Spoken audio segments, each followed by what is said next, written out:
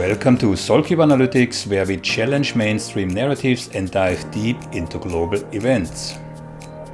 I'm Thomas Karat, your host, presenting periodic insights into the hidden dynamics of power, influence, and the intricate web of tangled interests that shape our world. In today's episode, we dive into the murky waters of corruption, bought influence, and betrayal. We look at how American democracy is auctioned off to the highest bidder and how foreign interests manipulate US policies under the guise of patriotism. Specifically, we will be talking about the Adelson family, Donald Trump, and how the mainstream media has either looked the other way or worse, enabled this dangerous and incestuous relationship. So brace yourself, because what we are diving into today is both outrageous and alarming. And friends, there is one president in our lifetime, just one, who fully shares that values. That president is Donald Trump. He promised to recognize Jerusalem and to move the embassy to Jerusalem. Promise kept. He promised to withdraw from Iran nuclear deal, and promise kept. He promised to bring peace between Israel and Arab nations. Promise kept.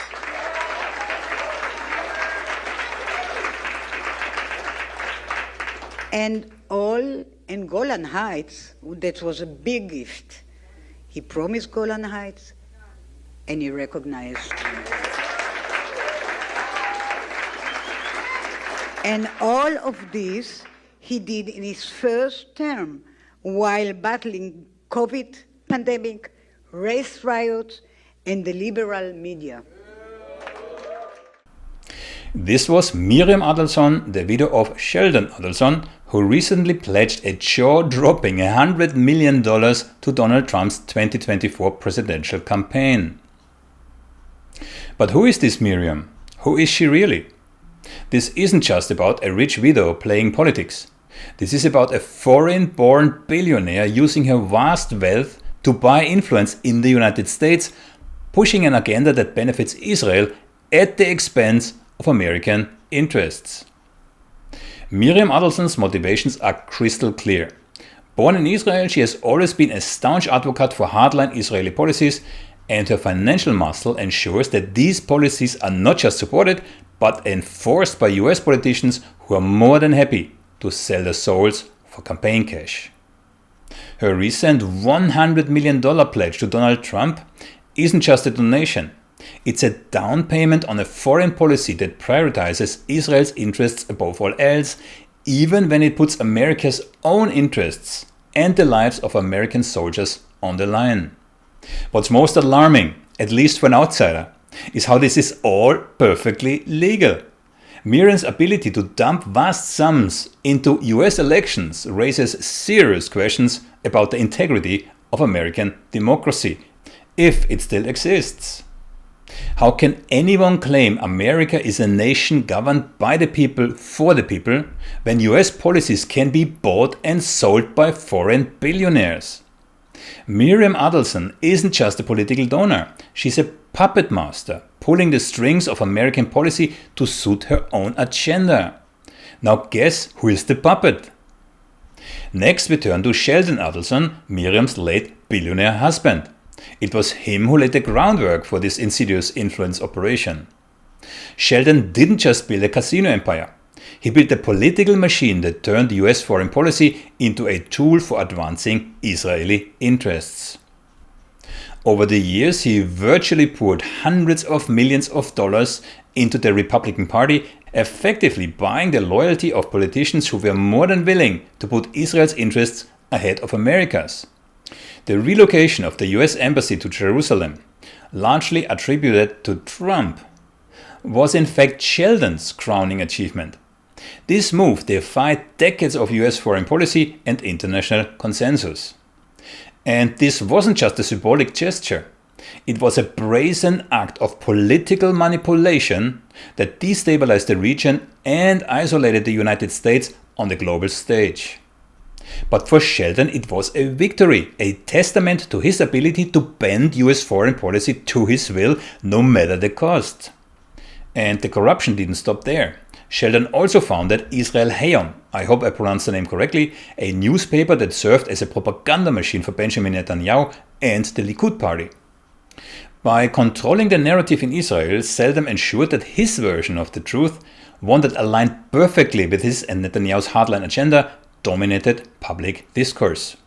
And let's not forget his ties to questionable business practices in Macau, where his casino operations raised serious ethical concerns. This wasn't just about making money, even if it was in the billions. It was about leveraging that money to control politics, both in the US and Israel. And then, of course, there's Donald Trump, the man who sold America first while delivering Israel first policies on a silver platter. Trump was more than willing to play Adelson's game, pocketing their millions and repaying them with policies that were tailor-made to benefit Israel, often at the expense of American interests. The move of the US Embassy to Jerusalem is the most glaring example, but it's far from the only one. Under Trump, US foreign policy became a tool for advancing Israeli interests with little or no regard for the consequences. When Trump awarded Miriam Adelson the Presidential Medal of Freedom, he claimed it was better than the Medal of Honor awarded to his troops. This wasn't just a slip of the tongue, it was a slap in the face of every American who has served and sacrificed for his country. It showed where Trump's loyalties truly lie. To spell it out, that's with the billionaires who bankroll his campaigns, not with the American people. Trump's relationship with the Adelsons is the epitome of political corruption. A transactional alliance where money talks and American values walk. Trump isn't just influenced by the Adelsons, he's virtually owned by them. And his past presidency reflects that ownership in every policy decision that put Israel's interests first. I leave it to your imagination what it would mean if he indeed would be re-elected coming November. And finally, let's address the elephant in the room, the mainstream media's pathetic failure to cover this story with the depth and scrutiny it deserves. How is it that one of the most significant instances of foreign influence on US politics has been so grossly underreported? The media, with very few exceptions, has treated the Adelsons as mere political donors, rather than as what they really are, the architects of a foreign policy agenda that puts American interests at risk. When Trump awarded Miriam the Presidential Medal of Freedom, the media barely blinked. Where was the outrage? Where were the investigative reports that should have exposed the full extent of the Adelsons' influence over US foreign policy? Instead, not surprisingly, the media largely regurgitated the official narrative, failing completely to connect the dots between the Adelsons' financial contributions and the politics that emerged as a result. So this isn't just a case of journalistic malpractice, it's a betrayal of the public trust. The media's job is to hold power to account, to expose corruption and ensure that the American people are informed about who is really pulling the strings in Washington. Apparently, that's not the president. But when it comes to the Adelsons, the mainstream media, not surprisingly, has been complicit, either through negligence or worse, by choice. This lack of critical coverage has allowed the Adelsons to operate in the shadows, shaping US policy without the scrutiny that such influence demands. As we wrap up today's episode, the message is clear. American democracy is in danger when billionaires, foreign and domestic, but with foreign loyalties, can buy influence and shape US policy to suit their own interests. You would think in a democratic country like America, people deserve better.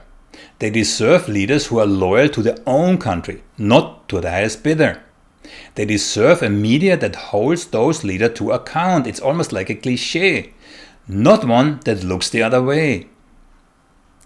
The Adelsons' relationship with Trump is a stark reminder of how money and power can corrupt even the highest office in the land, turning America First into nothing more than a hollow slogan.